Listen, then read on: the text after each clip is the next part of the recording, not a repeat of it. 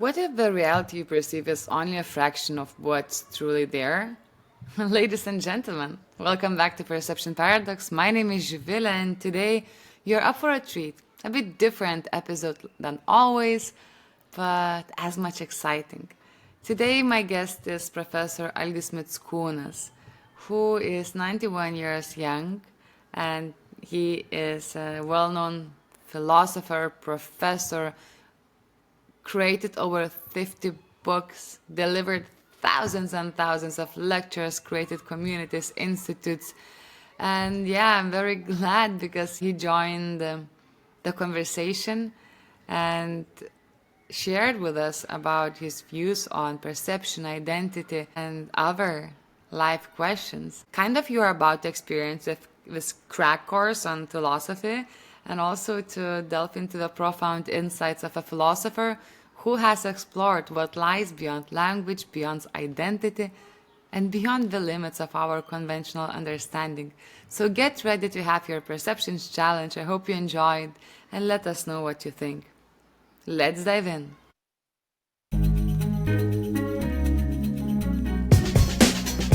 Real people, real stories, and real challenges that break the status quo. I'm your host, Zivile, and welcome to Perception Paradox.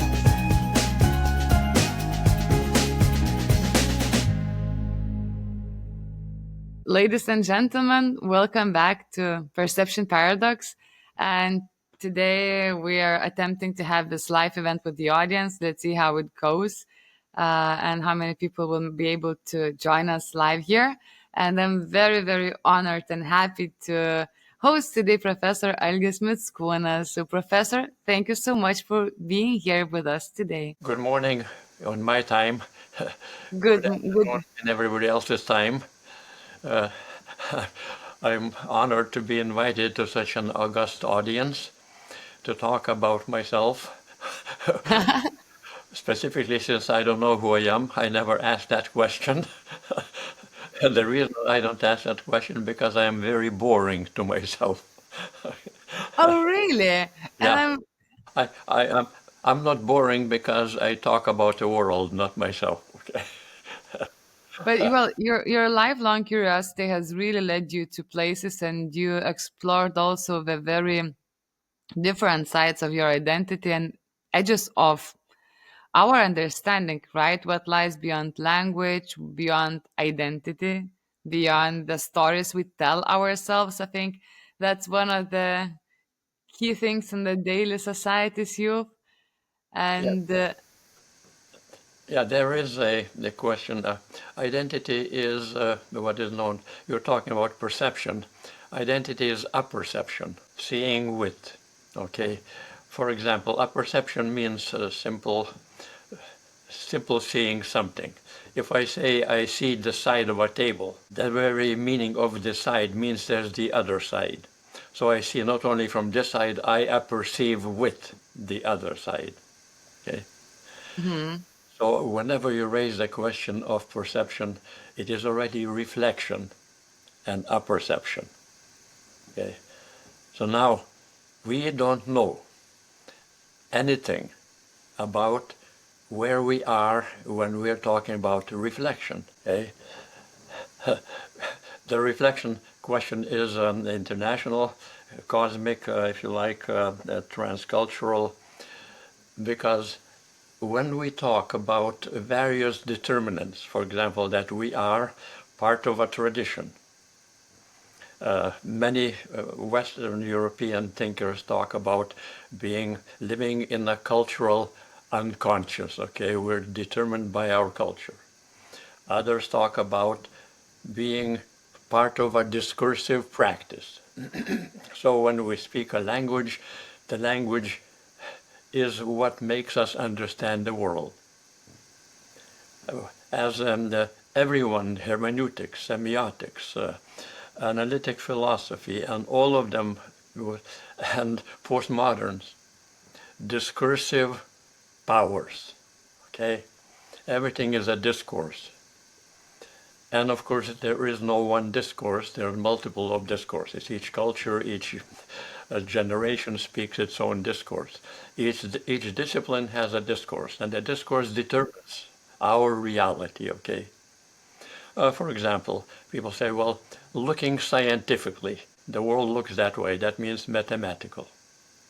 Well, looking from the religious side, or they call it now perspective, okay? Multi-perspectivity, from religious side, from ethical side, from political side. And then the question is, what are we looking at? Well, we're looking at what the discourse tells us. You know, if I don't know, as they say, if I don't know somebody's name, I don't know who that person or that being is, okay? As logicians say, logical construction of reality. Sociologists say social construction of reality. You change your construct, your reality changes. So now, in this plethora of realities, cursivity, remember the German Chancellor Merkel said, enough of multiculti, okay? There's so many cultures, so many discourses, and we don't know who's talking about what. Okay? And postmoderns say, you know, everything is discursive practice. Everyone has his discourse, and therefore discourses determine everything. I was asked to teach a course in Lithuania in communications. And I said, okay, I will talk about the way that power functions in communications. And I got an answer, say, perfect, great topic. You have to change the name of it. So into what? There, I said, you know, discursive, no, I said, power confrontations. I say, you know, right now there are no power confrontations. There are only discursive confrontations. My discourse has power to contest your discourse. Okay. So this is a modern, contemporary Western European thinking. Okay, semiotics has its codes, and you know, and hermeneutics. There are, I think, 13 hermeneutic systems, and each one has its own so-called interpretation. Okay, short interpretation determines what we are, what we think, and so on. And that's part of language. Okay, part of tradition. So now, I do lots of funny things in my life. I study different civilizations, their unfolding, their differences and all of that. And there's a International Society for Comparative Study of Civilizations. Okay, so we gather and we talk about different civilizations known as comparison. I'll get to myself, okay? Not the self will appear. Now, when we say, well, my understanding is determined by my tradition. Chinese think otherwise. So now the question is, so why study different civilizations when your understanding will interpret them in your own traditional manner? So you haven't said anything about the others. You didn't understand anything.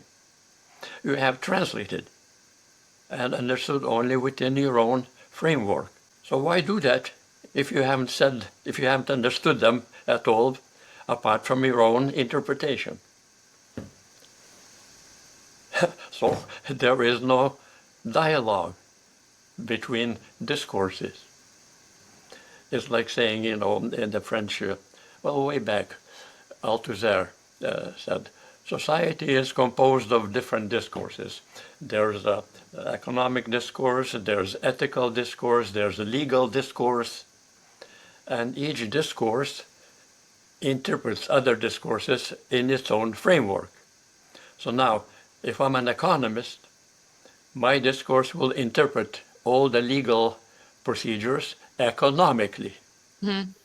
A lawyer or a judge will interpret economy in terms of legal codes, but neither one understands the other in terms of the other.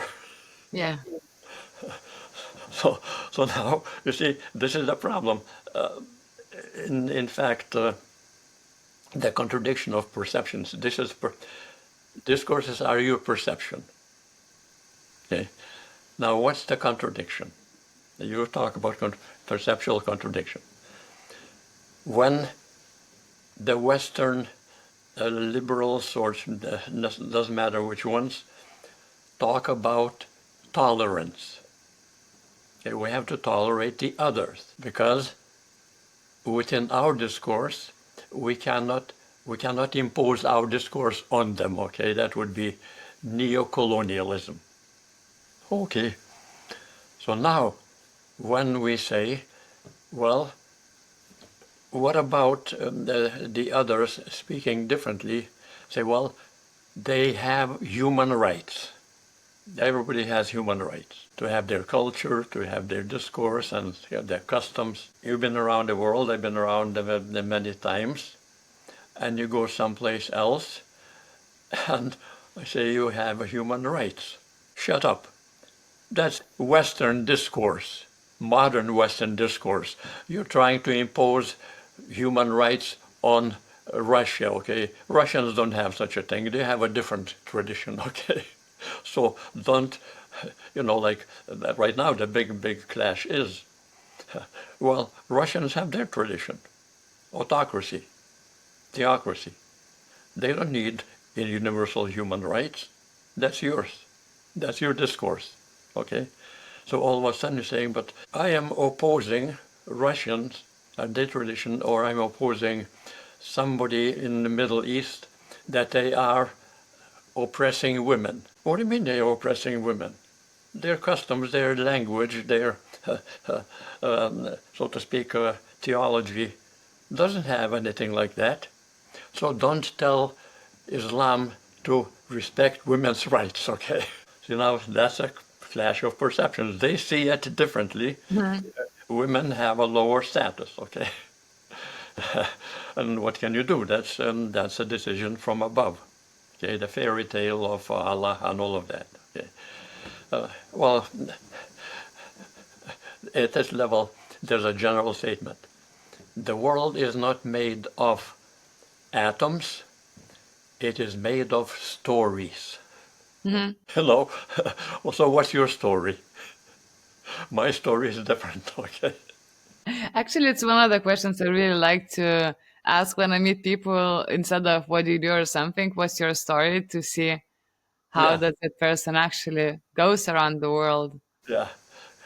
In Lithuania, for example, when I visit, we have big meetings, and the historians say, now what Lithuania needs is to create a grand story, okay? Invent a new story who we are, okay? Mm-hmm. Well, my answer is, new stories don't run too fast or too long, okay? They have short legs, okay? Do they? Yeah. I mean, I'm going to invent what is Lithuania. Well, we already have grand stories and we repeat them. So now, but when we raise the question of among the many discourses, how come I can talk about all of them and say they are different? At what level am I talking? If I'm talking in terms of another discourse, I'm not saying anything more than my discourse. Mm. If I'm saying I can see different languages and I can compare them, then I'm not in any language. Otherwise, I'm back in a contradiction.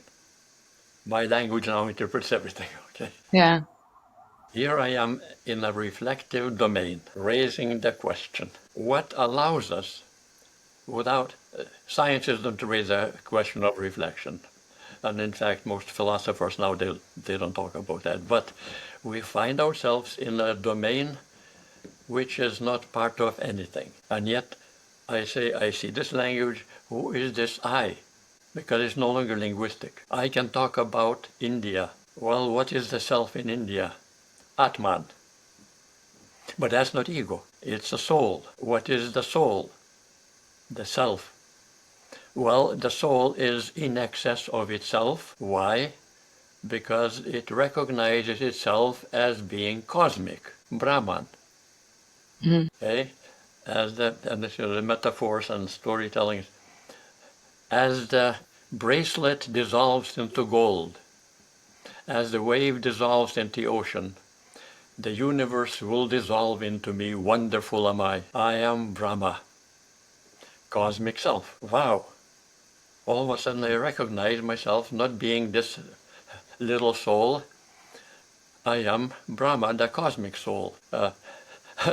Gandhi won the revolution against the British not because he was pacifist, because he was seen as the cosmic Mahatma, great Atma soul, the great soul, the Brahman, okay, pervading the universe.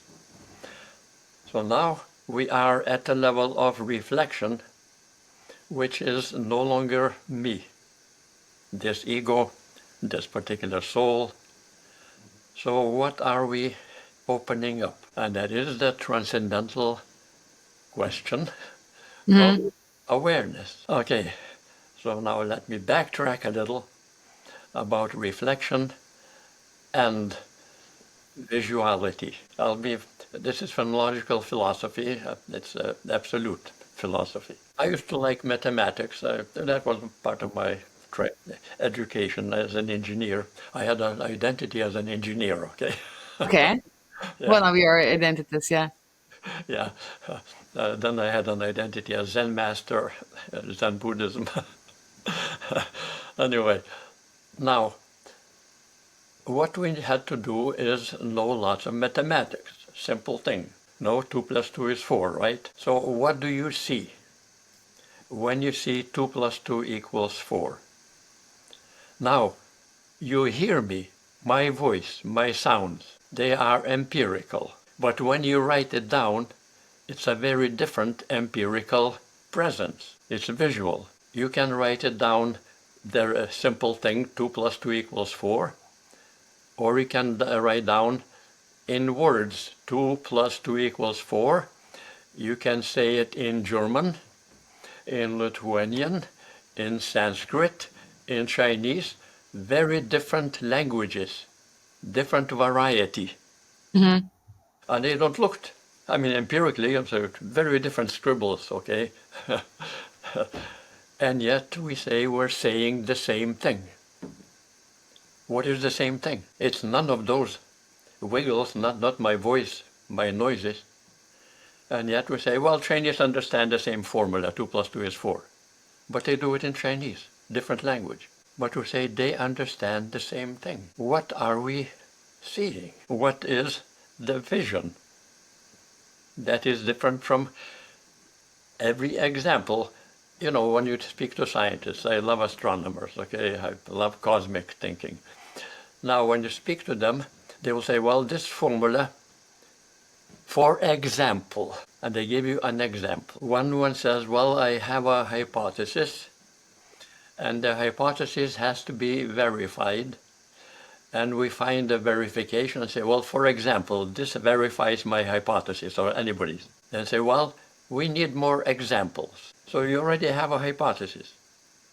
You're seeing something, and you're trying to reflect that something in examples. Examples reflect something more.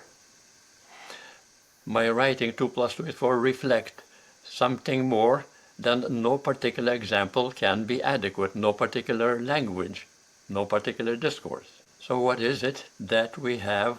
I call it a vision. Mm-hmm. Okay? Yeah. Entire Plato started this kind of questioning. Okay, I'll give you a little brief introduction to a little philosophical travel. Plato, my good friend, we were very good friends 2,500 years ago. We talked every day, discussed everything. And he said, well, let's look at the human condition. Let's assume there's a cave. And there's a wall, and there are people tied to the wall. And they see figures on opposing wall. All kinds of figures moving and so on. And that's all those people see. That's purely empirical. Okay, like Empirics says, we have impressions, okay, color, sound, and things like that. Now when Plato says, but these are shadows, suddenly there's born a reflection. Once you say shadows, the shadows of something, that's phenomenology. Shadows are of something, they point to something. Aha! So now these people are told that behind their wall where they are tied, there's fire and there are statues being carried around, casting those shadows. Now we know that the world is more than empirical shadows, okay? They could, we'll deal later on with something more, but now they say, well, statues. Aha, statues. Statues of what? Of people, of animals, and so on.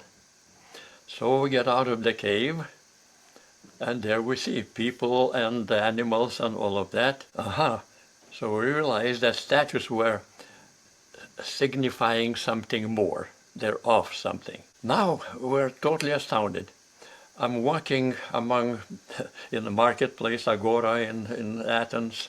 I live in Athens, by the way, too. And I see people, different colors, different sizes, and different shapes, different languages. And I say, these are people. Wait a minute. I can't say that because they're so different. The little ones, big ones, and all of that. And I still say these are people, humans. And they say, well, that guy, is a bad example of being a human, and people look at me and say, you're a bad example of being a human, but what can you do? We have to tolerate. Now, so Plato says, among the variation, all the differences, I see something identical. It's a human, but I don't see in any of them how does this identity looks like. But I say they're humans. What is it that I see? Like, this is 2 plus 2 is 4, this is 2 minus 2 is 4, and so on. I have an identity among the differences. So what do I see when I say these are humans? I have something more. I call that a vision. Not visuality, but vision. Okay? It is like saying, I draw a circle. Oh, I see a visual circle. And that's all, empirically. When I say, well, that's not quite a circle. There's a little off balance. So wait a minute. Visually, that's all I see. How come I say it's not quite a circle? I see something more. What is it that I see? When I have many empirical circles, say, well, that's what they're different, but what is the standard? We call that eidos, a vision. Okay. So now, where is that vision? What kind of perception is of the vision? It's no longer specific example. It is more than any example. So what is it that I see? I see a human being, despite the differences. But empirically, I don't see that. How do I account, so to speak, philosophically, for that excess? Okay, something more. And in fact, this is fascinating. Plato's philosophy was picked up by Christianity. For example, Saint Augustine, way back when I was much older than Plato, said Plato's is the most perfect philosophy, and he incorporated that into Christian theology. Okay. Now, so Plato raised a question. These examples change. I change from day to day.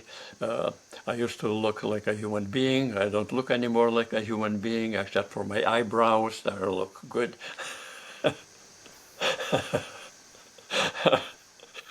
Yeah, it's nice to have fun with yourself.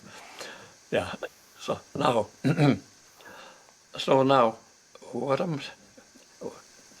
the suggestion here is, so we are examples, or empirically, inadequate images. So where is the standard that is constant? You see, the philosophical issue is this. We are born, we live, we die, but you're born a human being, you live as a human being, you're going to die as a human being. I mean, you grow, you change, and all of that, and yet to say, well, you can't beat up the child, he's a human being. Okay?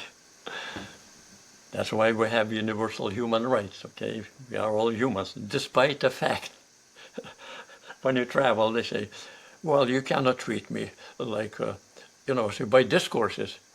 In my discourse, you are a Negro, okay? Maybe an ape in my discourse, a racist talk that way. Mm-hmm. Says, I am a human being. How dare you think of me that way?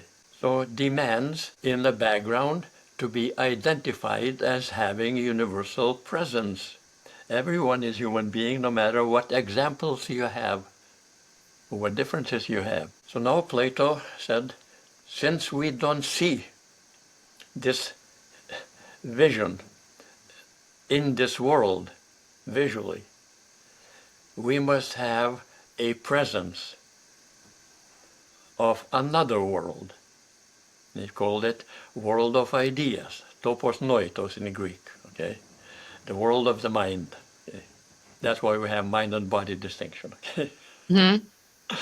Okay, so we are in the world of the mind, and Plato said, well, how come I can recognize all of these differences as being human? So his answer was, I must have lived as a mind in the other world. Now I am remembering what I saw as changeless essence. Okay, changeless.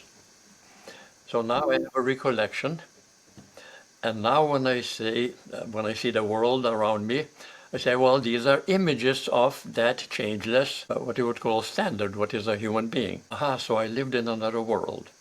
From that comes, it's theology. Our soul will live in the other world and all of that, and among perfections, because these standards are perfect. Okay, never changing. So, but now the question is, when I talk about memory, that means time, what is involved in memory? We all talk about memory. Before memory. I have a book on that called Before Ad Image for Advertisers, okay? Okay. Oh, really? So what happened before?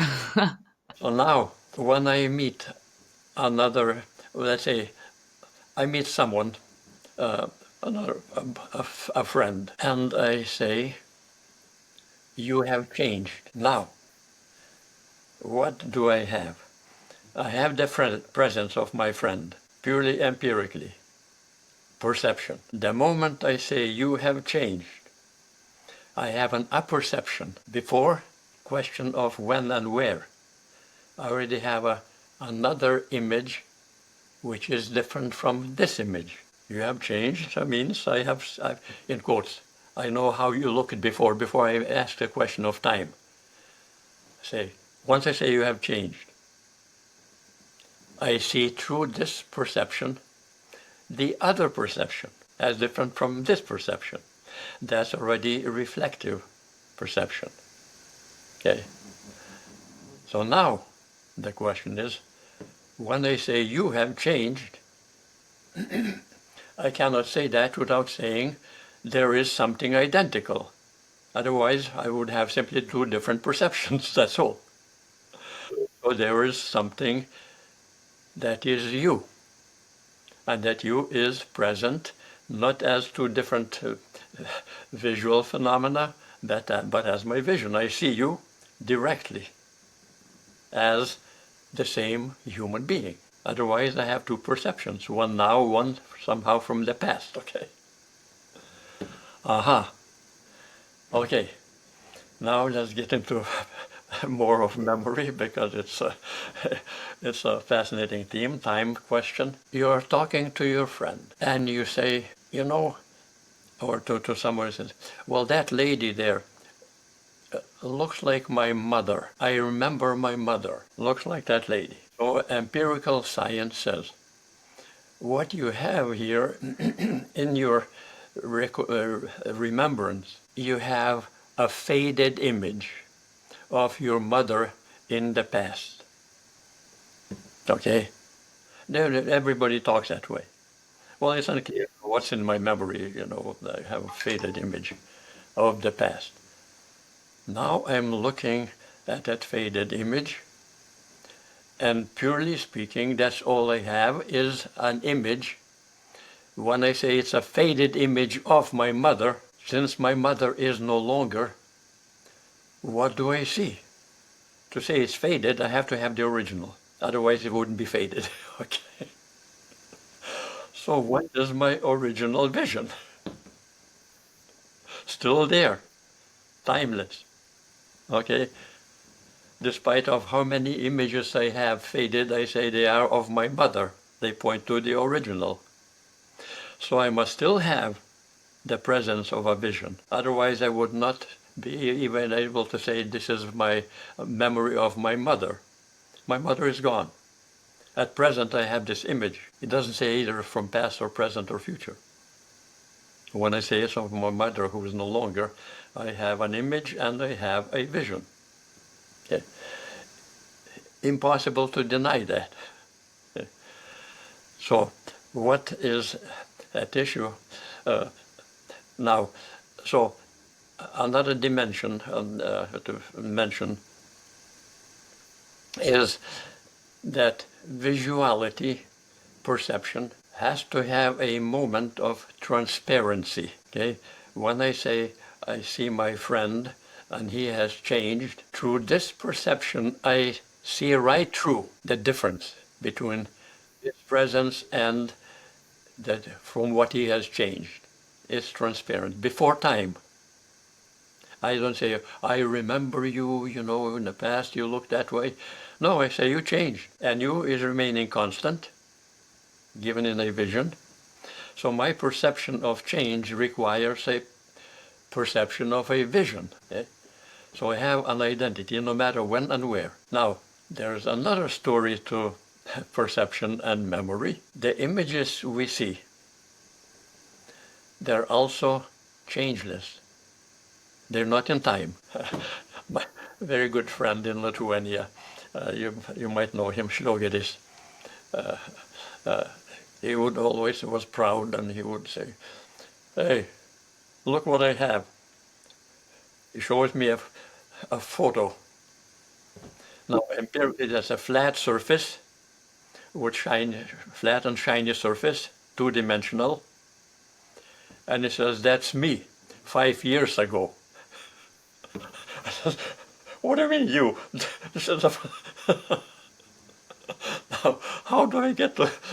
I haven't seen him 5 years ago, and he will carry it, and the next year he'll show it to me again. Says, "Remember, now that's me 6 years ago." The image hasn't changed. 5 years, 2 years, still the same image 5 years ago. I have changed. My brain physiology has changed. His brain physiology has changed absolutely because he became depressed, but he still showed me that. So that's me 5 years ago. Okay, so the image, no matter how flat it is, has no time. So at what level of awareness we can talk about images and repeat them, and then we say, well, this is my image as I was 5 years ago. Well, of course, whether you are 5 years ago or 10 years from now, you're still you. And those timeless images reveal what you are as a constant among all the images, 5 years ago, 10 years before now, and all of that. And so we have a perception, images of something, transparent one through the other. I see you, and I say, boy, you haven't changed at all. You're still as beautiful as ever. Wow, transparent. And I still see you as a human being. Okay? Despite that, that's why, feminists appeal to that. Say, well, human rights. Oh, you guys, the patriarchy said only men have those rights. Now we're human too. Okay, now wait a minute, you look different. You're the women, and how could you dare to say they were equal to you? Okay. But we are human. So there is that presence, and this presence is what allows us to communicate, and we call that intersubjective. Because when we're talking in any language, we're talking about something, and that something is invariant. You say, well, Indians in India, they define humans differently. In Africa, very differently from us. We define humans very differently from us. The entire Marxian fairy tale was, we're now going to make a new human being. New, so not a capitalist human, we're going to make Soviet human. So we'll be totally different from what we have now. Okay. So why do you call them human? We're going to be different human. You're still uphill to the same eidetic invariant, okay? Well, Indians are different, and you talk to Indians, we're human. You cannot treat us otherwise, okay? And they get very angry when you mention, well, your discourse doesn't have that. They say, what do you mean, we're human? We are. So there is that perception given as a vision, okay? Invariant. Now, that invariant has to be now understood in a very unique way. We search for that invariant. And what happens in that search? First step in that search is already a reflective search. Well, who am I? That's a very common search we are in nowadays, actually. Yeah. Who am I? What's my purpose? Well, that the entire Indo-European civilization was sent with that question in Sanskrit, in whether it's Mahabharata, Ramayana, or Vedanta. First question arose, Kas tvam asi? What are you? Answer, Tat tvam asi. Was in search of who are we? That reflective moment. So now, once I raise that question, I am saying, well, I am so and so. I'm an engineer. I'm a gangster. I'm a stupid idiot. Okay, whatever you want. Now, what we have here is a reflective moment which names something, but names something that reflects the self which raised that question, which is not identical with what we're reflecting from. At that moment when I raise that question, I am more than any ego. See, one thing, minor warning, only the West, modern West, has an ego. How comes? We had to have an ego. Philosophy invented it. No other civilization has a subject as modern subject. That was philosophical, big philosophical debate about the reality of the universe. Well, can I bore you for a minute how it came about? Yeah, absolutely. Okay. Yeah. Okay. In classical philosophy, there arose a question. I see cucumbers, I see kings, I see trees, I see humans, I see rabbits, and so on. Direct perception. And the question is, well, what I see is made of parts, right? We have toes, we have noses, we have ears, we have cells, and all of that. So the question arose, are we, or anything, some of the parts of which that thing is composed? Some. You can count mathematical. And if the parts have their own unique characteristics. So now, well, if I am a sum of the parts and I put those parts together, is there anything more than the sum of the characteristics of the parts? That means they're next to each other, nothing more. But if I say there's something more, after all, I'm composed of parts, but I am a human being. I have, I can think, I can feel, and all of that. Well, but the parts don't have that. So where does that come from? So the answer was, in a big debate, parts. Okay, I'll give you an example. Water is H2O, two parts, two atoms of hydrogen, one of oxygen. None of the parts are wet. But you say, well, water is wet. Well, if they're only the parts, reality, then there's something wrong that when we see, we have perception of wet. Okay, I touch, it's wet. We in fact wear umbrellas because we don't want to get wet. So where this characteristic of wet comes from, when the parts don't have it. So the answer was the famous, in terms of our language, potential. When specific parts combine, they have a potential to unfold a characteristic of their combination as a whole. So it means the whole has more, has a characteristic of its own apart from the parts. The parts have a potential, but it cannot be arbitrary. You cannot just combine everything with everything and get what you want. Hydrogen and oxygen combined, they have a potential to be water. That's objective. We can say now that has a quality. Okay, we might be in many cells and all kinds of DNA and so forth, but the combination gives a human being, okay, more than the parts. So fantastic. Now we have an answer. There's a potential. Like the acorn doesn't look like an oak tree, but given the right kind of a soil, sunshine, moisture, it will become an oak tree. It has a potential to be an oak tree and not a monkey. Okay. Yeah. Now what happens is, comes the Arab, the philosophers. Philosophy was forbidden in Arab world. In Islam, no one can.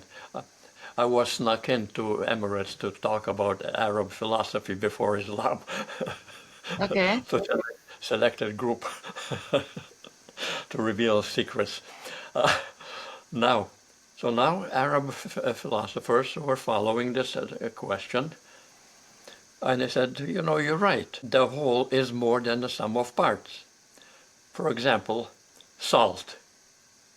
Salt has two parts, and if the parts were separated in salt, you eat salt and one part is poison and it will kill you. So that means, but the salt is good as a combination, as a characteristic of the whole that are good for you. You need it. You will die without it. So the question arose, what happens to the parts when they combine into the whole? Well, philosophy doesn't believe in miracles. They say, well, all of a sudden, you know, these parts came together, miraculously a new quality appeared, okay, a new characteristic. So the answer was, the parts cannot disappear, they become potential, okay? They lose their own characteristics, they become potential. So now logic dictates one question. If they are potential, then how do you account for us being actual? If we are composed of potential parts. So the decision was, let's assume, philosophical assumption, that the universe is a sum of discrete parts, atoms. So what happens to the characteristics of the whole which we perceive? I touch water, I taste good food or bad food, I see humans and so on. Well, those characteristics don't belong to the material reality. So we had to invent a subject. They all are subjective. We have a modern subject. Okay, like saying all values, well, they are subjective. All what is beautiful, that's subjective. Okay, what is human essence, that's your subjective construct. Okay, so we have material reality and a modern subject. Okay, so now the modern subject says, so how do I get to the world which I cannot see, the material world, because my perception is of qualities, qualitative. We have to invent a method. Construction, mathematics, and those. So, but since we don't see, I don't see qualitative in mathematics. So I reflect upon myself and discover in the subject clear and distinct ideas, mathematical. Yeah. Now they become subjective too. And that's why I know, well, why mathematical discourse? We can construct other discourses just as good. They all are subjective. And then the logic says, well, talk about subject is equally a construct among many others. So now Western subject became one among many constructs. See, this is a philosophical story, okay, I'm going through. Yeah, that's amazing. How we became what we are. So ego reflects upon itself. I think, thinking decides everything. I think, therefore I am. Okay. Mm-hmm. That was Descartes, the great French. And so there's a joke about that. Descartes was in a restaurant and the waiter said, "What would you like? Would you like some soup?" Descartes says, "I think not." And he disappeared. Okay. Well, he didn't think. I mean, only thinking, he says that I am. Okay. Oh, yeah. Yeah. But yeah, Yeah. go ahead. So you see, from that comes perception. Let us look. So now science says, let us look at everything mathematically. That means exclude everything that is qualitative. Everything has to be measured. So whatever we are now depends on a scientific discourse. Biology will give you that discourse, the DNA that discourse, genetics another discourse, physics a third, and chemistry and biochemistry 15th, and so on. So now we are that's why we have started with, we are product of discourses. Every scientific discourse defines us in terms of its own categories or its own constructs. So there is no me. That's it. So there is no purpose, or like now we have this global crisis of trying to find for purpose, right? And before we jumped on our Yeah, conversation call, you shared with the story, right, about your friend yeah. who was going So, to India. yeah. So you see, the question is there something that you cannot deny despite all the variations, despite all the clashes? It's known as a clash among civilizations. Yeah. I mean, and every non-Western civilization, and in fact, Westerners attacking their own civilization, which is what I was talking about. The way I went through all of that is philosophical, and that's Western civilization. Western civilization is philosophy, not my philosophy, not Descartes, but the very process of thinking, reflecting, discovering, challenging. Okay? I don't have a philosophy. I find things interesting that philosophy hasn't addressed, and I address them. Okay? So there's no big deal. One thing I would advise people who think they're studying philosophies, no great philosopher, neither Plato nor Aristotle nor Kant and so on, ever said, "This is my philosophy." Says, well, Plato's philosophy. Plato never said, "This is my philosophy." All his writings are dialogues on every topic, okay, without any question. He never said, "This is the final answer," because he knew when he was finally great, and then his student Aristotle said, "No, teacher, this is a problem, and let's discuss it," okay. So, but West is philosophy. Now, you see, West has two civilizations. One Middle Eastern, that is Judaic, Christian, Islamic, that's one civilization, sort of what people call Abrahamic civilization. And we have another civilization, and that Abrahamic civilization is theocratic and autocratic. One ruler, one text, one truth, no dialogue. We have the truth. Okay? No matter how you interpret that truth, they have the truth. West was invented as philosophy, not talking philosophically, but by the wisest woman in human history. Her name was known as Athena. You heard of Athena? I heard about Athena. Yeah. You live in the Athens of the North, right? Vilnius. Hmm. I live in Athens in Ohio. Same, different. Yeah, I lectured in Athens, Greece. Yeah. So now, what? Now here comes a very unique question. Philosophy was born of an effort to solve the problem of tragedy. Greeks wrote tragedies, and tragedy is not, people say, oh, it's so tragic, there's a lightning or it's raining. Oh, what a tragedy, there was a hurricane. That's not tragedy. Let me give you a brief indication what. Tragedy, Aeschylus, for example, Agamemnon, Clytemnestra, and all.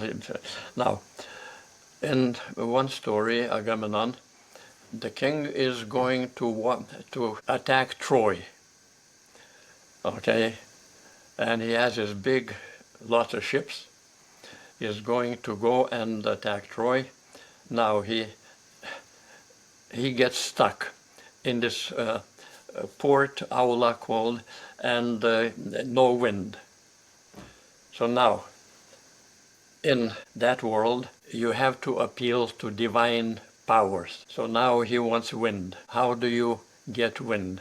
You sacrifice to Okeanos, the god of the seas. So Agamemnon sacrifices his daughter, Iphigenia, her name is. Okay. I know, the wind comes up, and he sails off to war. Now his wife, Clytemnestra, says, you killed my daughter. That is not acceptable. I'm going to get you. So of course, women are smart in one respect. So these idiots go to war. So you think she's going to stay at home and suffer? She finds a lover. Or, women, when guys go to war, women say, okay, goodbye, I have somebody else, okay? I'm not going to sit at home and say, oh, I'm waiting for you for 10 years, okay? Go and fight. So now she has a lover, Aegisthus, and Agamemnon comes back from war. Of course, he killed my daughter. So she and Aegisthus killed the king. Revenge. Hey, I got you. The blood feud. Now, what happens is that Orestes, the son of Agamemnon and Clytemnestra, Orestes is called upon to avenge his father's death. And he's totally innocent. He wasn't even living in the region, but now his duty is to kill his mother. If he kills his mother, somebody will have the Furies, the feminine, the Furies will have to get him. There's no stop. So the people say, now, we don't know how to get out of tragedy. So they appeal to Athena, the goddess, and say, look, we don't know what to do. She says, well, folks, it's like this. What is the battle between? Is gods and goddesses. And you are playthings. You are toys in our fight. There's Apollo demanding their revenge against the king, and the son has to kill the mother.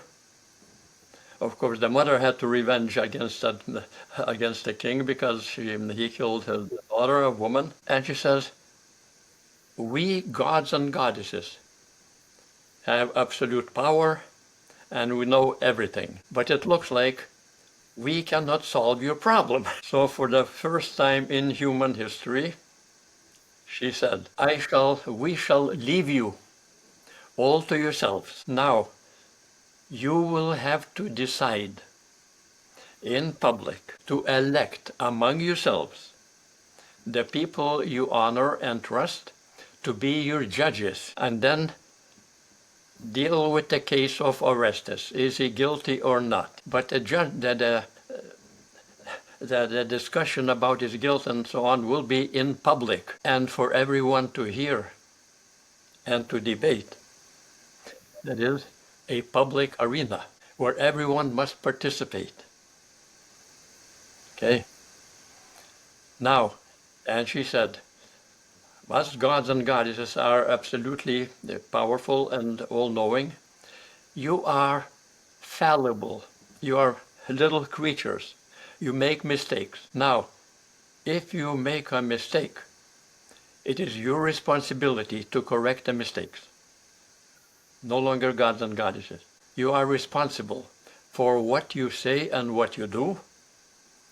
And that means if you are responsible, that means you have to be free. Anyone who is not free is not responsible. One theologian said, God determines everything. I said, don't talk about freedom. Okay, there's no such a thing for you. Okay, so now you are responsible. So you have to decide the case of Orestes. Okay, so now there's a first court, public court. Every question can be debated in public. And we are very happy because at that level we are dialogical. We don't know everything. In a debate, in a discussion, things can be corrected mutually. That's called democracy. Okay? Arena. And you are duty-bound as a free person to participate in all public affairs. As Greek said, those who say they do not participate in public affairs, they have no existence. Because in public affairs, you are free and responsible. Okay.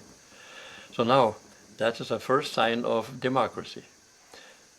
Now the next thing that Athena does is now you're building my city, Athens. In it, you write in statues and so on of us gods and goddesses.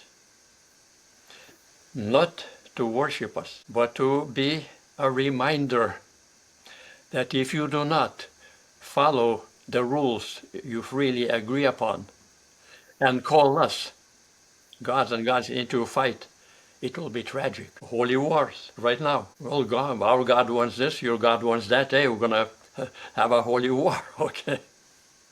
Athena solved the problem of tragedy. We decide. And we are fallible, we make mistakes, and that is why the public domain is a domain of dialogue, where everything can be discussed, no matter how high or low. Yeah. That is democracy, and that's philosophy. See, democracy and philosophy are inseparable. Okay? It's dialogical. Monological thinking, this is the truth, our text says this is the only truth. That's monological, and that cannot be democratic. Well, I don't. Well, we're talking. You cannot have Christian Democrats. You cannot choose your God. Okay. Well, I want a new God. Okay, why not? Let's vote. And you cannot change his edicts. Okay, that's monological. Okay. Yeah. So. Am I making sense?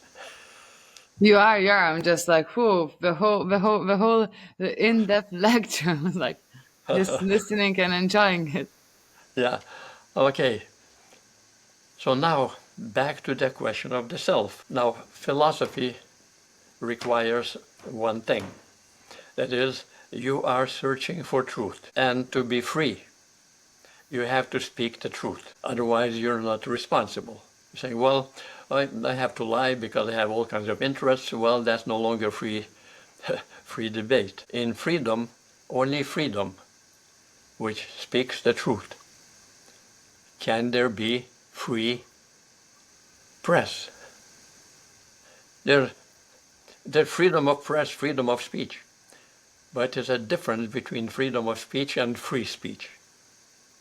Everybody, racists say, was free speech. There's free speech, but It's not a freedom of speech. They don't speak the truth, okay? You see, when you speak the truth, you don't have to have good memory.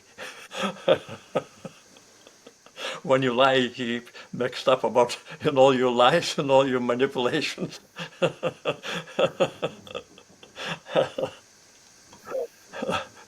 Yeah, anyway, so now the question of truth is back to who we are. And here I will introduce you guys, ladies and gentlemen, if anybody else is there,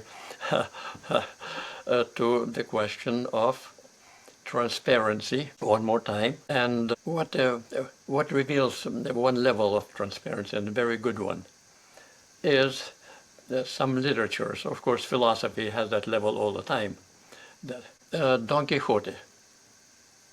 About 10 years ago, there was a celebration of Don Quixote in Madrid, Cervantes, and I had to speak on Don Quixote, and they were saying, nobody said anything like that before about Don Quixote. Well, now, what happens is, and here again, intersubjective, Don Quixote, not Don Quixote, what's his name? He reads books about knights, knighthood, okay? Man of La Mancha. And meanwhile, he lives in a modern, emergent modern world. Remember, I just mentioned how the modern world was born. Everything is material, mechanical, and Cervantes called it the Iron Age. Production, steel. And the Iron Age is designed for anything, nothing more but to get ahead materially. Okay? That's your life, the reason to live. Okay, you ask for purpose. Well, the reason to live in capitalism is to make money. Not because you need it, but that's the purpose in life. If I don't make money, it's no use living, right? Why do you need money? To make more money. Now,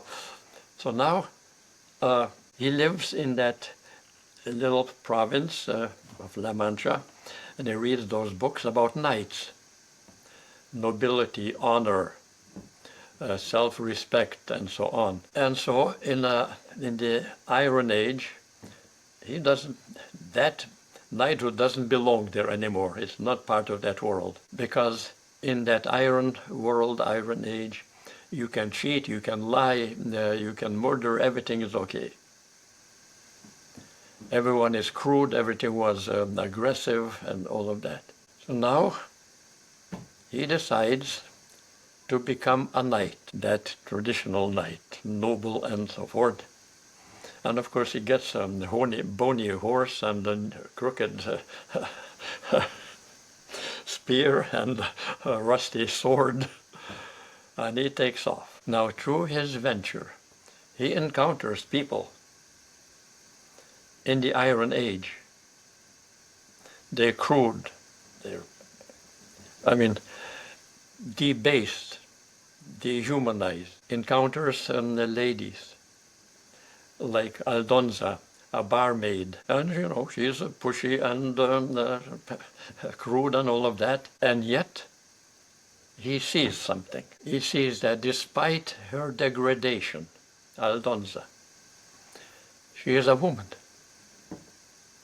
She is Dulcinea, worthy of respect, worthy of honoring. She is, in principle, as a woman, proud to be a woman, a human being. He sees through the facade of Iron Age, through the imagery, something more. And he discloses that at the level of everyone, there is an honorable, respectful, worthy of respect, another human. Okay? Truthful, honest. He made the Iron Age transparent, through which you can see what it's missing. Okay? What's missing in all those discourses. It's the presence of a human being, who in principle is honorable. And it'll, okay, so now let's take another story. So you see what I'm talking about, okay? He sees through that barmaid Dulcinea, okay? Worthy of respect, truthful, honest, honorable. Now, what happens in the Iron Age, I guess you read, lots of people read the psychologist called Viktor Frankl. Oh, yes, yes. A man's search for meaning. Yeah. Yeah. Now, I I knew him. In person. Yeah. Wow. Were you working together or? Well, he was visiting United States, and he stopped at my university and stayed a while, and we talked a lot. Now, what happens? He is, remember, in a concentration camp. Mm. He is no human. I mean, you have Nazis, super race, what, Übermensch. And so they line up the prisoners. And the Nazi officer with his, SS officer with his whip, looks at one, motions to go to that side, go that side, go that side, go that side, go that side. And he decides who's going to live, who's going to die. So Frankl raised the question, we discussed that. What makes the officer decide which prisoner goes to that side and which one to that side? And he said, if you stand before that officer, that superior being, and you show any dignity, self-respect, pride, you are going to die. You are revealing your humanity, which he lost. And he cannot stand the image, the vision of what he is and what he has lost. He has to destroy you. Okay. That is reaching at the transcendental self, what we really are. And that is very scary for highest. Of course, the Nazi officer has a prestige, he has a good position in society and all of that, respected by the Führer and gets medals, but he is no longer aware that he is a human being. The prisoner reminds him, and he cannot stand that he has degraded himself. See, an effort to elevate above others and to degrade others is the very recognition that the others are of not only equal height, but at what you have lost too. You lost your humanity. Okay? That now we're reaching, and that is not absolute. That recognition, that moment of recognition, this is a human being. No matter how you try to deny it, how you try to elevate yourself, you found something that you have lost, although you know that you have lost it, okay? That is transcendental vision. Now you see, okay?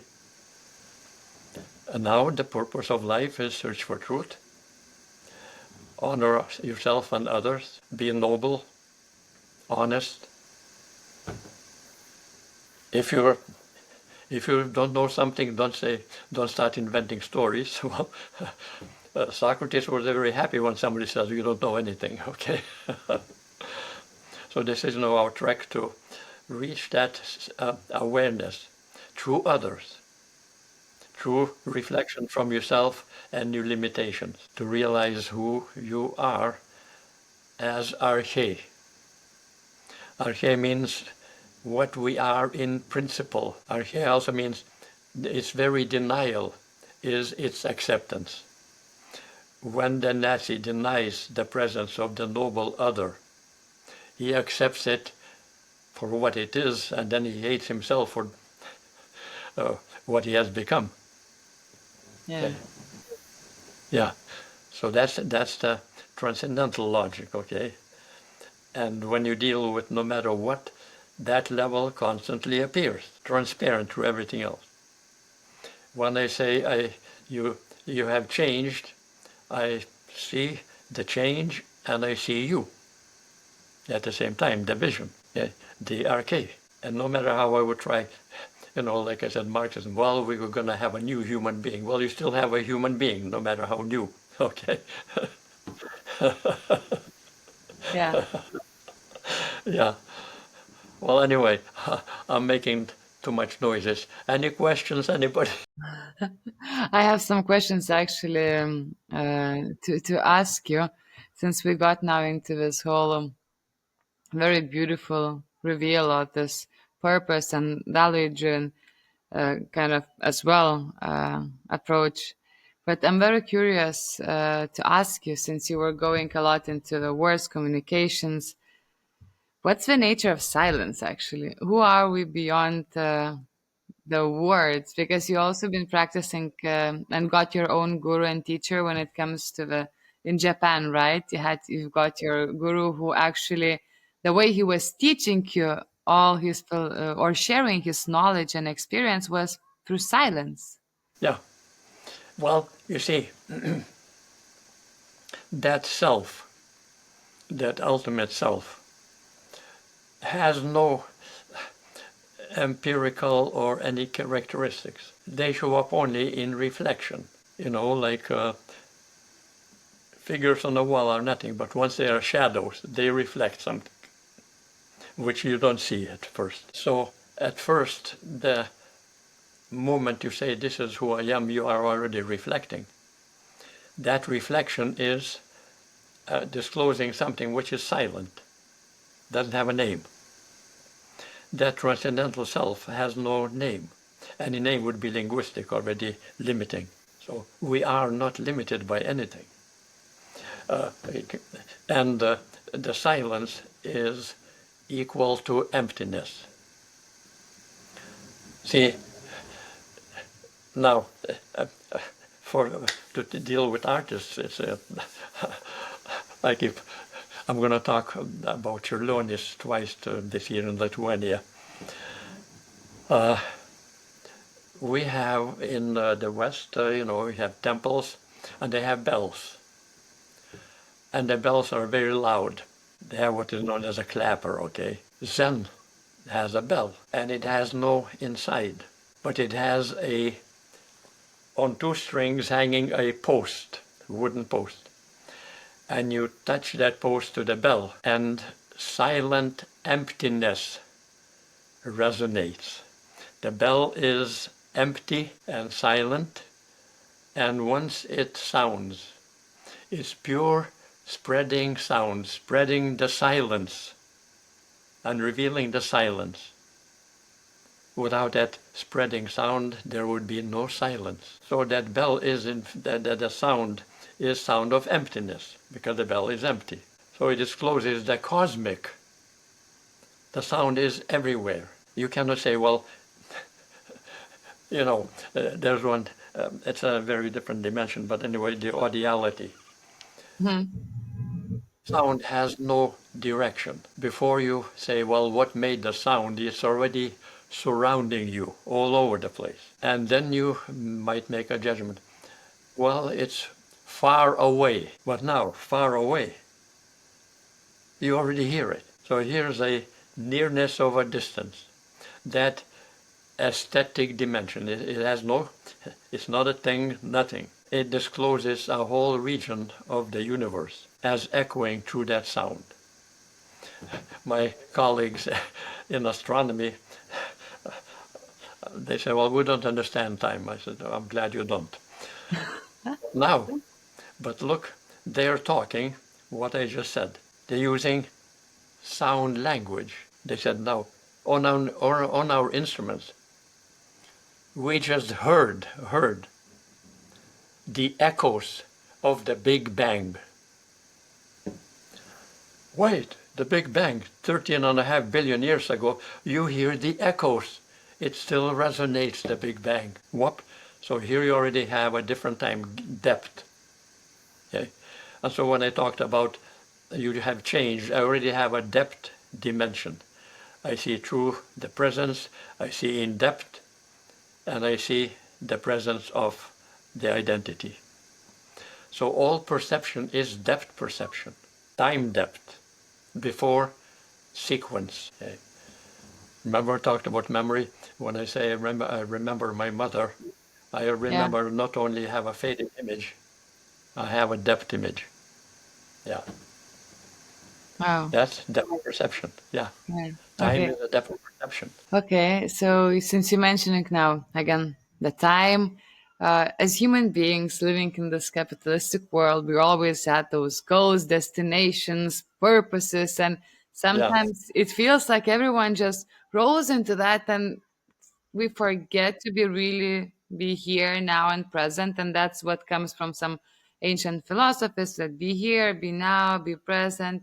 What's your approach and understanding of those in between moments, and what's that correlation between being here and now and going somewhere? How do we kind of can we balance it out? let's say this way. We're not going anywhere. We are cosmic dance. We're dancing. I love Yeah, it. we are in a cosmic rhythm. The Hmm. sun, we say, well, I got ahead.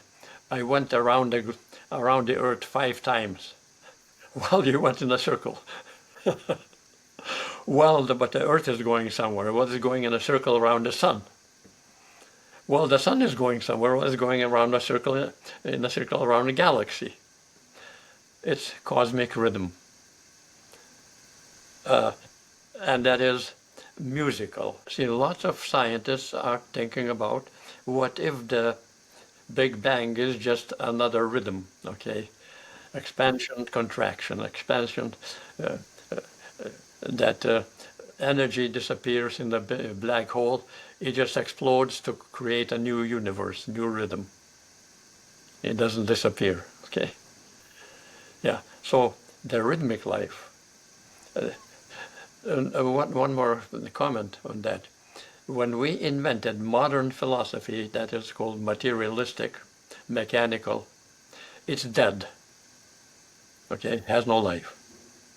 Everything is mechanical. Our method to deal with it, as mathematics, is also homogeneous and indifferent to life. It doesn't distinguish between a stone and me. Okay? So what is happening now in our civilization and many others in the West, we are trying to bring the whole thing to life. Since we live between two dimensions, one mechanical dead, one mathematical indifferent, every advertisement you watch, they're trying to dance. They're trying to sing. Why do I sing a potato chip? Okay? Make it alive. Give it some vibrancy, okay? I mean, it's hilarious. Older gentlemen and ladies, they talk about something and a little perfume and they start dancing around it, okay? Oh, come on. Well, it's perfume, no big deal. Animation is called, okay? We're trying to get out of this material world, homogeneous matter, into something lively, okay? It's fun to watch. Yeah. And that's why, the any kind of what is that atonal music that was Schoenberg and the rest of them was very, in quotes, very unlively. Okay, so now we have jazz, we have hard rock, we have rappers all over the universe. Lithuanian young people are trying to rap. They don't know how to move, but they still want to. We don't know, but maybe we learned already how to move a bit. No, yeah, back in the days, yes, we were very stiff, but it seems like we're opening up uh Yeah. to life and cultures. No, Why was it that on these monological systems, whether Nazi or the communism, no jazz was allowed? interesting. Why? It's too lively, it's too Yeah, distorting, okay? We are all walking straight, okay? too You positive. can, what is known as body language, okay? How you walk. And and that would become stylistic, One of your writers in Lithuania, in philosophy, talks about the way women and men wear their bodies. Okay, you get up in the morning, like, what kind of a body will I want to be? I'm going to wear a new body. Oh my goodness.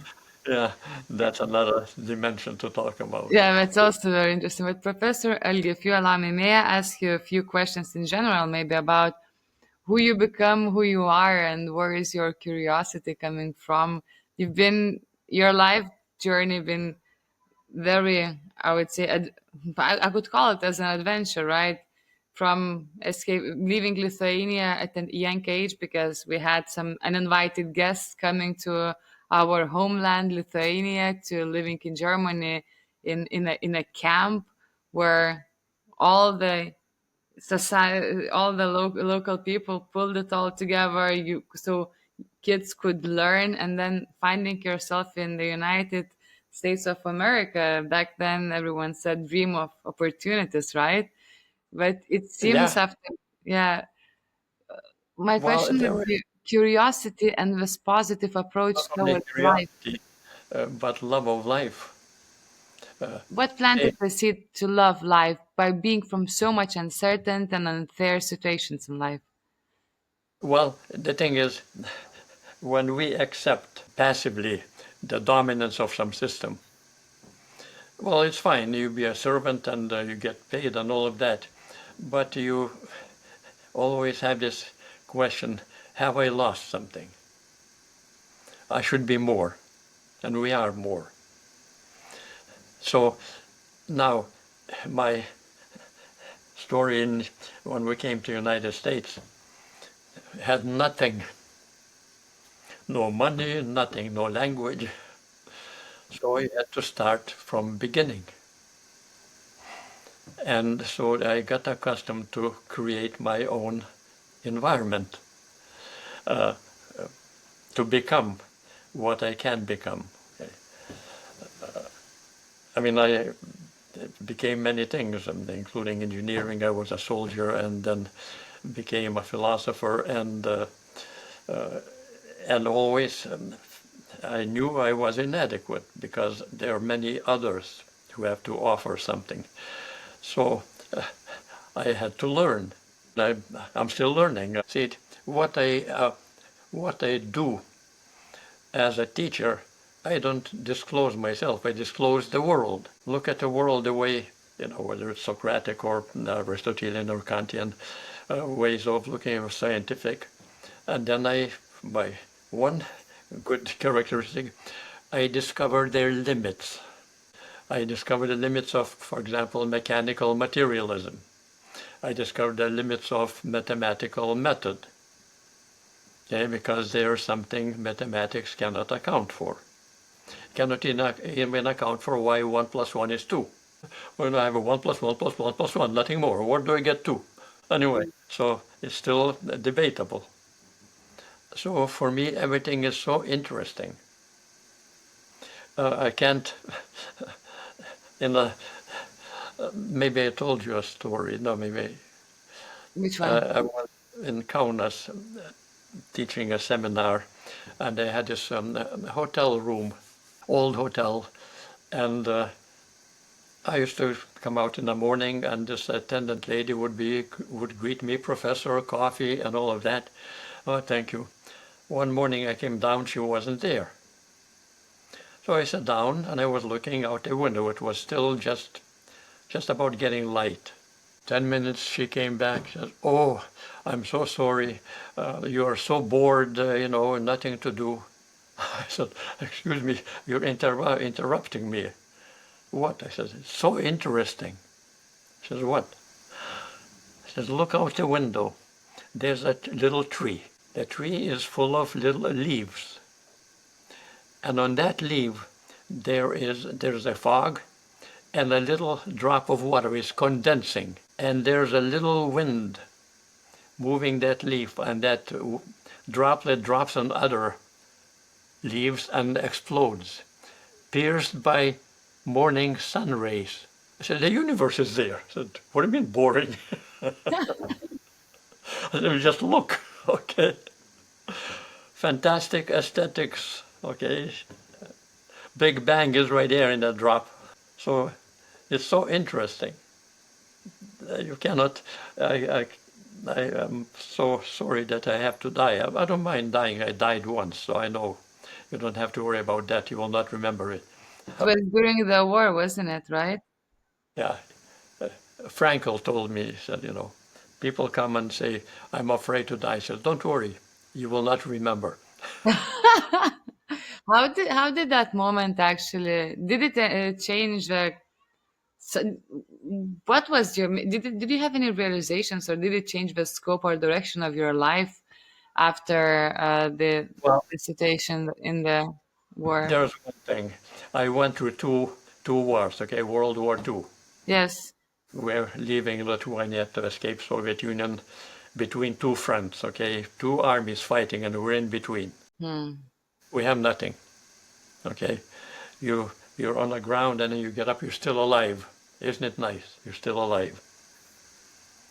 So when people worry about, oh, I don't have this, I don't have two cars, my lover left me, oh, terrible, the coffee is cold. Hmm. In Lithuania, I sit with friends in a restaurant. They order potato pancakes, The best. and the friend says, "Boy, siaubas, terror. Why? There's no fork." Oh, what a terror! There's no fork. They forgot my fork. Yeah. I mean, for me, okay, I went to Lithuania last summer, Hmm. and going through pass control in Amsterdam. I show my pass. The young man looks at me, looks at the passport, and he says, "Your passport was issued 5 years ago." I said, "Well, yeah, that's still valid for 5 more years." He says, "Oh, yeah. But how come you're still wearing the same shirt and the same coat?" I said, "I have two. How many do you need?" Okay. I mean, the life is so simple when you have lived through.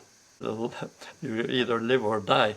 Then all the other things are luxury. Okay. Hmm. And well, you've been through so much. How did you still had the faith and trust in people? Because when we are exposed to bad situations, we just lose it, and it's really difficult to No, rebuild it. the thing is, you disclose, you open up their humanity, you open up their trust. Okay, I give you an example. I was in the bar, the French cafe, Paris cafe, with a friend, and I was having a beer, and this young man, big guy, showed up. "You look rich. Buy me a beer." I said, "Okay, but yeah, I'm very poor." And he was getting very aggressive. I said, "You're poor." He says, "I understand that. Boy, when I was your age, I wasn't not only poor, I didn't have anything." He says, "I understand your position. It's very sad to be that way, but I had nothing, but I tried to work here and there, and job here and there."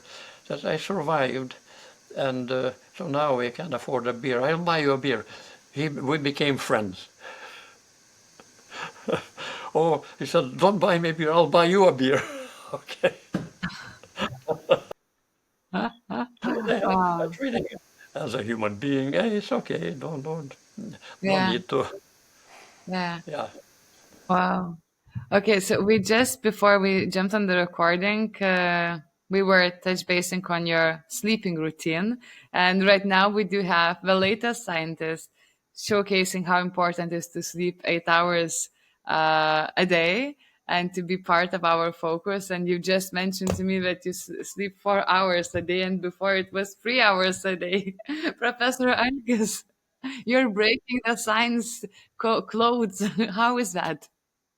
Well, uh, somebody took me one time in a lifetime on vacation by the sea, and said, well, here's a cot we can lay down and just, after half an hour, I said, I am bored.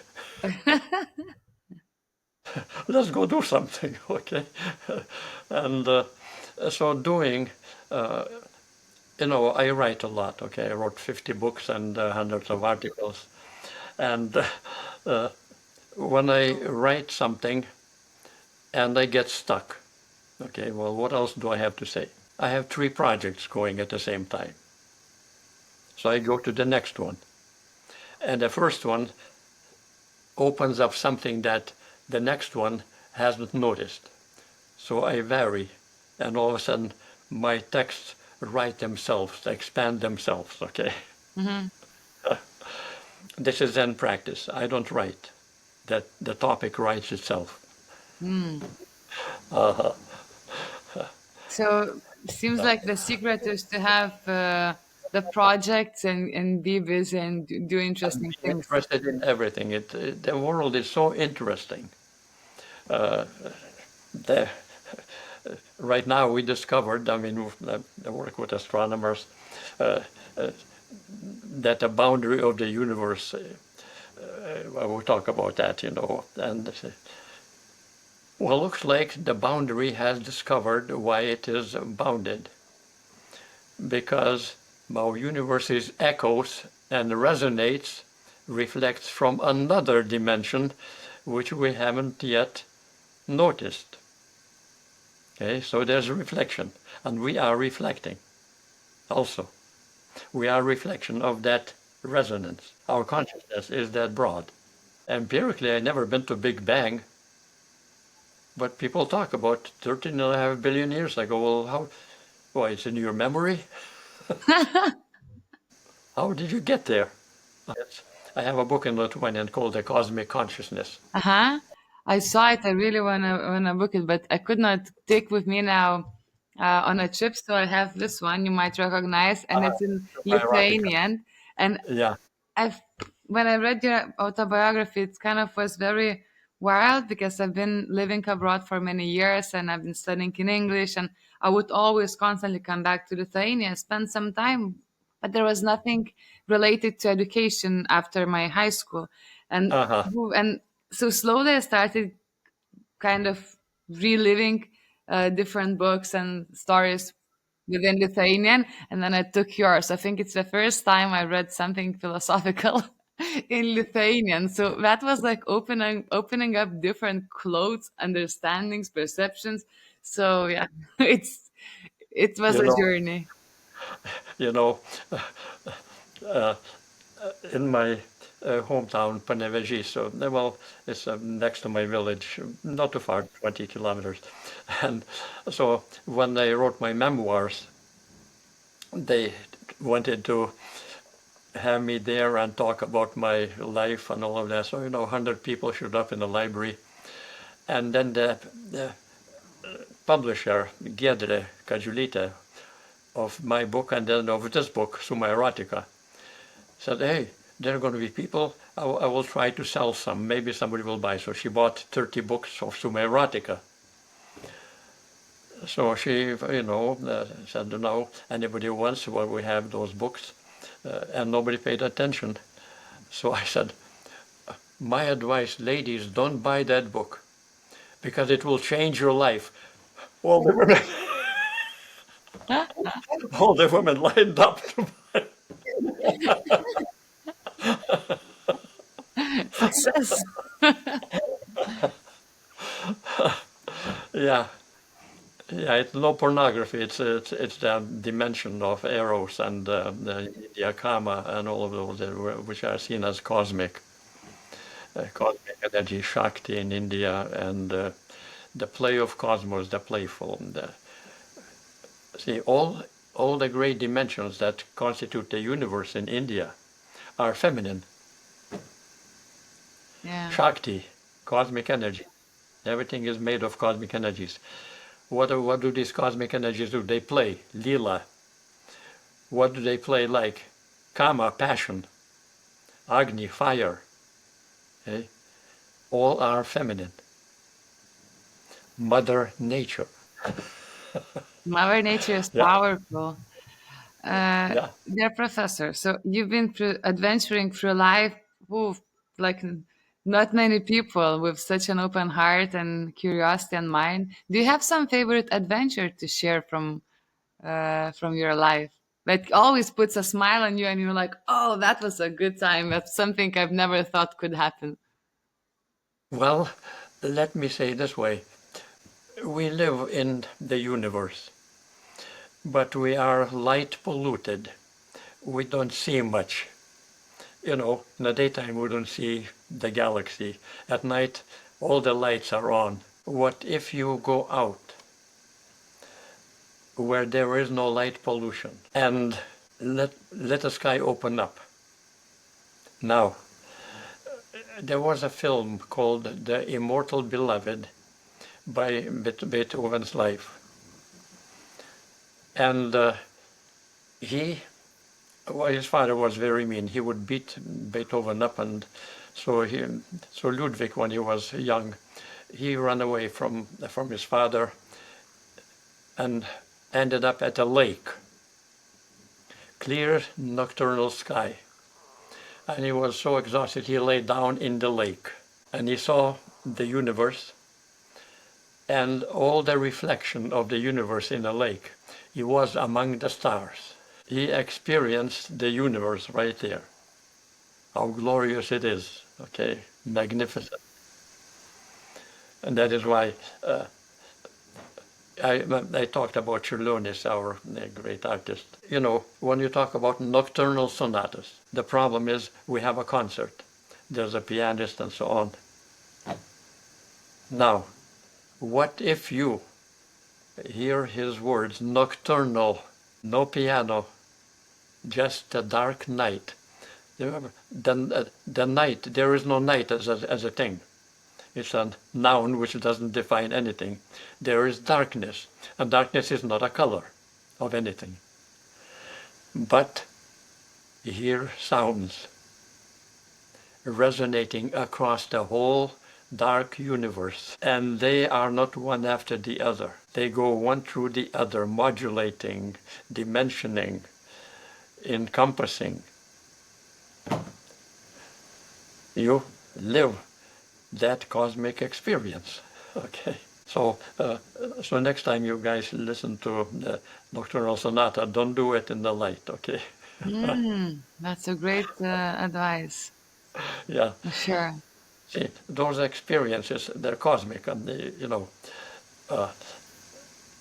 and you see, we don't hear a bell in Lithuania.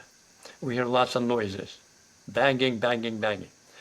But the pure noise of a Zen bell, the pure sound, it just captures, resonates, drifts, reflects silence, reflects emptiness. Then you have that consciousness, the background across which everything, all the things can appear, shaded by darkness, resonating with emptiness. Then you say, now I understand something about the vastness of the universe. Okay. Yeah. Beautiful. Okay, we're getting closer to the end. I still have one final question that I'll ask every guest on the podcast. But before that, you have quite a fan base, Professor Algis, and I've got many messages, people being excited about the conversation. The live did not fully happen, but we had people joining in, joining out on the call we are right now. I'm gonna see right now if we're still someone with us. We have someone, but I cannot see who, unfortunately. That was the idea of LinkedIn that I could see, but it's okay. But I have a question from the fan base. So, what's your secret skincare routine? Skincare and longevity routine. Well, I'm a teacher. That's my sort of the passion of my life. Not to teach something about what I think or anything, but the way the world, like I just mentioned, how the world can open up, okay, the universe. So, somehow one dimension of my life that never left from my childhood the experience innocent, without ideologies, without armies, without theories,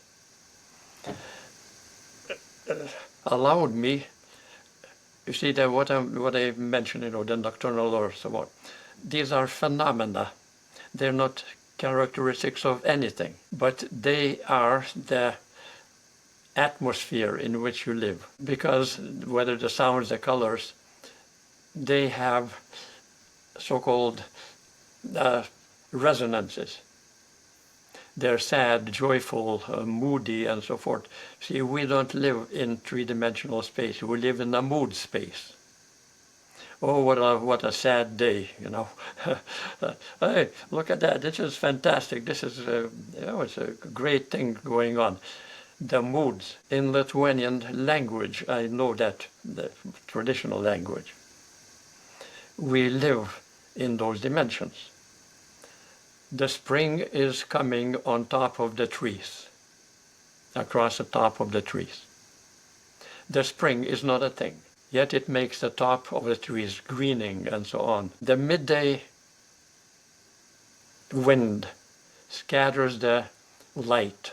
The wind scatters the light, okay? It's not no characteristic of anything, but these are phenomena which are always encompassing and attractive, or even scary.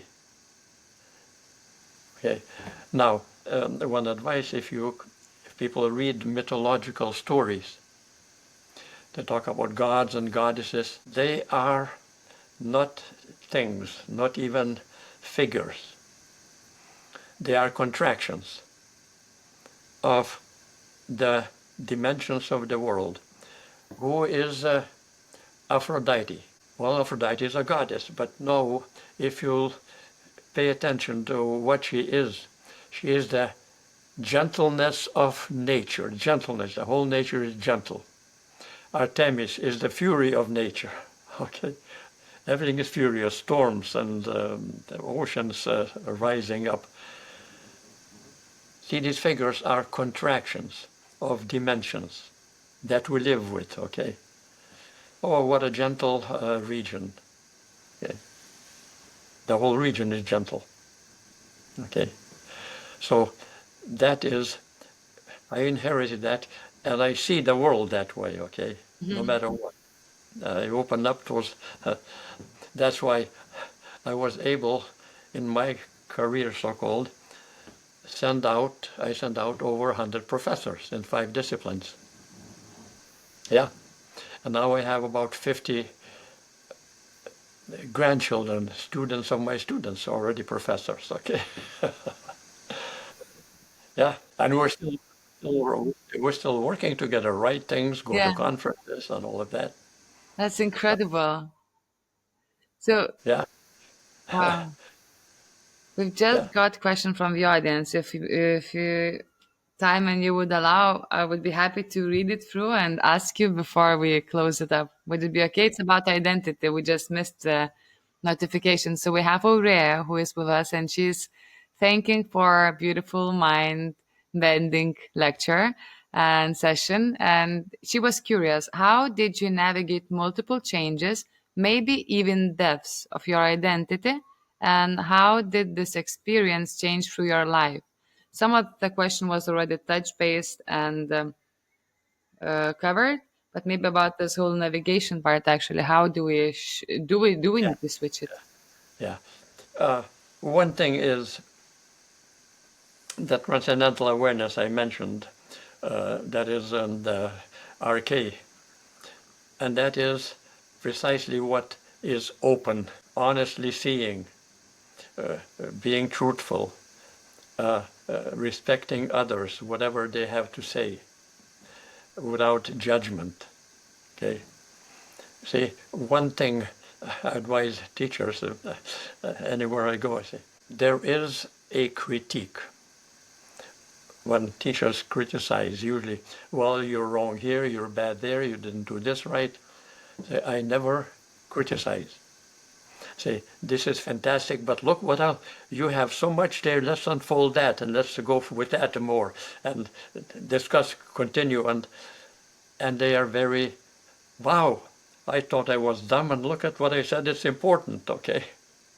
You open up. That consciousness is always in excess of itself. It's always open. That's the ultimate selfhood. Transcendental openness, the horizon of the universe possibilities. Okay? The future is not present, but it is possible. You can become anything and do anything because you, as long as you remain open, okay? When you close yourself, see, people talk about psychology. Well, we have anxiety. Anxiety comes from German Angst, narrowing, eng. When you narrow yourself, things show up and you don't dare to flow with them. You get anxious, narrow. See, people become narrow. You know, like the problem with mass media now, we have hundreds of mass media, and each one has its dogma. And so people who have a dogma just look at their mass media to confirm their dogma. And they're very anxious that others aren't the same way. Okay. Yeah, they have not the psychological but existential problem. They have the problem of consciousness. They narrow down. Okay. Well, why should I go there if I can't make money? Okay. So, you know, one a billionaire in the U.S., Buffett, he had $32 billion, and he dedicated $30 billion to Gates Foundation. Oh, you just left with $2 billion? You gave up $30 billion? He said, show me how to spend $2 billion, okay? Yeah. How many eggs can you eat for breakfast, okay? How many potato pancakes can you eat for lunch, okay? You cannot be a consumer, consume biggest hamburgers, you can't open your mouth. Hey, look at the hamburger. That's wild. Yeah. Good insights. So, dear Professor, I do have this tradition on Perception Paradox to ask my guests to leave the audience with a question to ponder on. What would be your question for the audience? Or maybe what's the most important question a human being right now can ask themselves? Okay, the global confrontation, right now, involves just about everybody, is between autocracy, theocracy, and democracy, whether it's Putin or whether it's China. Putin is autocrat, and he's supported by theocrats, religion. What's the worst enemy is democracy. Why Ukraine? Because Ukraine is democratic. Well, it might influence our people to demand freedoms everywhere, whether it's Urban in Hungary. He wants to be autocrat. Okay? And he wants to deny or negate all the democratic rules and which are open for discussion and change. You see, what is the principle of democracy? One principle, we are fallible and we're responsible. And second, every democratic constitution, everyone, includes one paragraph that the Constitution as a document, as a basis of all our laws, it too can be changed because we might be mistaken. Okay? The very democracy can criticize itself, its own failures. Okay? You cannot criticize God or Allah or the rest of them. Okay? So theocracy, China, what are they most afraid of? All of them, Middle East, China, Russia and the rest. Western education. That's philosophical. Plato established first academy to educate everyone in everything, dialogue about everything, open to everyone. In fact, everyone must be educated to be free. Okay? If you don't know the subject matter, somebody can use rhetoric and fool you. So education demands and offers that. What when I was a student in Freiburg way back, the notion was education is from authority to autonomy. Means I go through authority, I go through physics. There are people who know physics, know mathematics, and know literature, so that I can be able to judge on my own, autonomously, freely, and responsibly. That's Western democracy, philosophy, okay? And the whole world, I mean, autocrats hate it. In fact, in China, they say Western education is a virus. Might infect us, okay?